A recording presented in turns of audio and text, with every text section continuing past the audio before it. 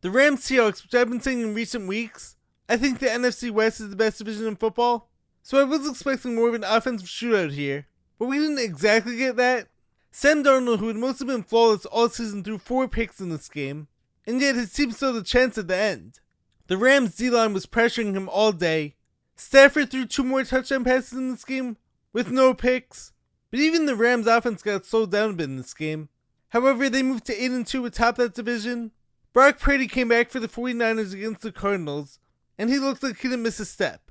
I was of course really liking everything that Mac Jones was doing up until this point, and there was talk about him being the starter going forward, but for right now Purdy looked great. He threw 3 touchdown passes, and Christian McCaffrey had a big game as well. Jacoby Brissett actually set the NFL record for completions in the game in this one, as he was 47-57, and he set the record in the most random ways his team lost by a lot. The Ravens almost blew it against the Browns, as Lamar Jackson had a rare bad game as he threw 2 picks and didn't have any touchdowns. However, of course, Derrick Henry had over 100 rushing yards on the ground and a touchdown.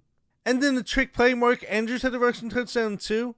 Of course, Myles Garrett was unreal on defense once again, as he had 4 sacks on Lamar. Now, of course, the other big news in that game that everyone's been talking about, Shedeur Sanders came in the second half for an injured Dylan Gabriel. And look, I'm not a hater by any means, but when you talk a big game and act like you've all this leverage in the draft, and don't want to go somewhere, and then you call out all the other QBs in the NFL, and then you have the whole mime nonsense during the interview, you better back it up. Now, of course, just to be fair, I've said it all year, the Browns team is a mess, it's not just one player, but aside from maybe 1 or 2 decent throws by Shedeur, he didn't look good at all, as he kept backing up in the pocket once again, and he was 4 of 16 with an interception. So if you're going to talk a big game and you don't back it up, you now have a target on your back. And hey, I'm all for confidence, but remember, there's a fine line between confidence and cockiness. And you can almost always sense it or feel it because one feels genuine, the other feels fake. It's like, for instance, whenever Kobe Bryant used to talk, that definitely felt like confidence. He knew his abilities, and he believes in himself. However, what Shedeur has done up to this point, to me just feels like cockiness. I know this is not a race thing. I'm so tired of everyone making everything about race. But it's like, if you're trying to be a professional quarterback and a leader, his actions up to this point haven't shown that.